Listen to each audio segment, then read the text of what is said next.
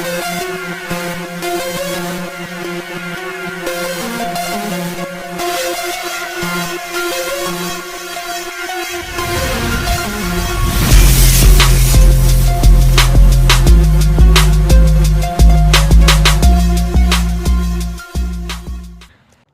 morning, everyone. Hope you guys are doing well. Hey, no video Tuesday. It was pouring rain yesterday. No work today. I've got 2 days left, so tomorrow and Friday we're going to have a video. Hope you guys are having a blessed day. I am. And I can kind of show you how muddy and wet it is out here. As you can see, the mud and water in the tire tracks. So yeah, it's pretty nasty. So I was talking to my buddy Randall earlier, and got a buddy named Scott that's been watching the videos, and I think I've mentioned this before. He's having, you know, thoughts of going solo. And I was talking with my wife, and she said, you know, you really have it, we really have it good. And I'll tell you, man, being solo, I know everybody is like, man, I'm trying to build a business, and I'm trying to get to this upper echelon thing. But it really isn't about that, guys. I mean, there are guys out here who have big businesses with several crews. And when it comes down to it, man, when it really comes down to it, they can't even break $100,000 personal income, okay? Now, I don't break $100,000 personal income anymore, but when it's all said and done, we're in the high 60s, mid 70s for personal income, okay? And I know a guy right now who has 2 guys working for him. He's doing 200 yards a week. He's working, being the business owner, and he's not even breaking 65 or 70, okay? It's not, you know, everybody has a different outlook on things. Everybody has this different mindset that they're going to go out and make all this money. If you have a lot of equipment, that's great. But if you have a lot of equipment and that equipment is not moving, if all that equipment is not moving every day, all day long, you're not really making money off that equipment.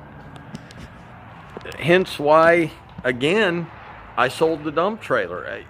The dump trailer would have been sitting here today. It would have been sitting here tomorrow while I'm out mowing up leaves. There's just things, being solo, man, has such a better, I don't know, the stress level goes down just tremendously. Is it stressful at times when you're trying to get stuff done and it's raining out? Of course it is. But think about this, guys. I know a guy that has to do a 30-yard mulch job. That mulch job pays approximately $4,500 just for the mulch. When it's all said and done, okay? When it's all said and done and the employees have been paid, he's making about $1,000 in 2 days, okay? Big property, big, huge property. So it's not like 30 yards just goes down and you lay it and that's it. No. A lot of walking, a lot of wheelbarrowing, a lot of plants. Got to be very detailed. I talked to this guy. I said, how long do you think you could do it? He said, I could do it in 2.5 days for sure. So 2.5 days, because you remember, you got to pay for your mulch out of that. 2.5 days, that guy would clear $3,200. $3,200. Having an employee or having 2 employees do it in 2 days, he's making $1,000. He's got the headaches of what if the employees don't show up? What if one of the employees gets hurt? What if one is sick? You have a plethora of things to worry about at that point. for me, and this is just me, I enjoy going out, doing a job, getting the paycheck, and I get to keep it. Okay, I get to keep it. So how, and I've had people say, well, what do you do in the winter, Doc? Doc goes to the gym. Doc goes on little vacations with his wife. How did I do that? How do I do that? How is it I'm able to do that? Well, let's just do it real simple. Let's say you get a $1,000 check and you're going to put 10% of it away for your taxes. People will say, well, you need to put more than that away. No, you don't, because you have write-offs, okay? Anyone who owns a business has write-offs, okay? Let's say you put 10% of it away for your personal savings and 10% away towards your winter fund, okay? That's $100 out of $1,000 going to the winter. You still have $700 of that check left, okay? You're only taking $300 out of that check. And we're talking about one $1,000 check. So figure if a guy makes $80,000, how much is he taking out? He's taking $8,000 out of $80,000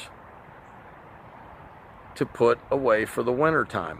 Now, if a guy makes $100,000, he's putting $10,000 away. I've only got to be off for 3 months, guys. And it's still December, and I'm still working. So I'm still making money the next 2 days. So it's really not hard to not have to work. My bills are paid. We still have money going into our mutual funds, IRAs, things like that, because we take account for that. We know we're going to have 3 months where we're not getting paid.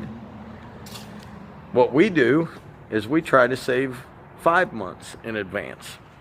So when I go to work in March, I still have money put away that's going to be flowing in to help me buy things for the new season. I'll be able to pay my bills, and the money I make in March will just go be put away. So it really does work for me. I'm not saying it works for everyone, but being solo, man, has taken so much stress out of my life. So much stress. I remember getting phone calls. Oh man, I can't make it in today. I don't feel good. Or, man, my back is hurting so bad I can't make it in. Or I got to be off today at noon because so-and-so has to go to the dentist and I got to take them there. All that stuff you have to worry about from your employees, man. And I'm not saying that they shouldn't have that time to do that. They should. But it limits what you can get done in a day, and things are done by a schedule. So now I don't have to worry about that. Now it's just plain out. I get up 5:30. I leave at 6:30. I'm on the job by 7. I'm mowing.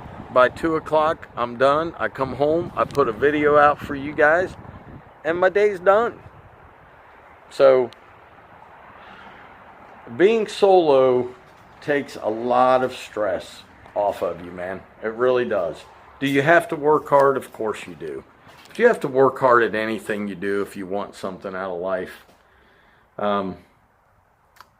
But there are guys I've noticed now that had the big companies, and they're starting to go to solo. I'm seeing that way more, because they're realizing, man, my company made, and this is a fact, another gentleman told me, his company made over $500,000, and by the time all the payments, all the insurances, all the fuel, all of the workman's comp, all of the unemployment insurance, and all that was paid, he couldn't make $70,000. And that is the facts. of what's going on out here.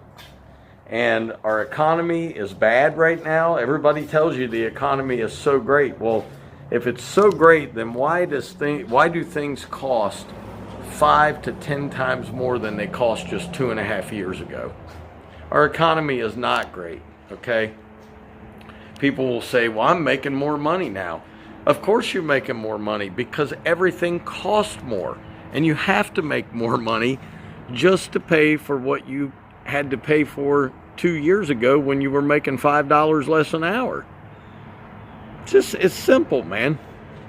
So, guys, all I want to do is share that if you are on the edge and you're thinking about going solo, it can be done.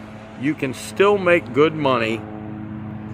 We are a one, and I don't want to say we're a one household income because my wife does work, but she has a very small business with a small clientele. So it's almost like a one income household, and we do just fine. Now, you can't go out here and buy $500 tennis shoes every month and spend $2,000 a month on clothes and all that stuff, but who the heck needs all that stuff? So if you're on the fence, man, and you have questions, get a hold of me, get a hold of Randall, get a hold of somebody that has a small business that's solo, and ask them questions, because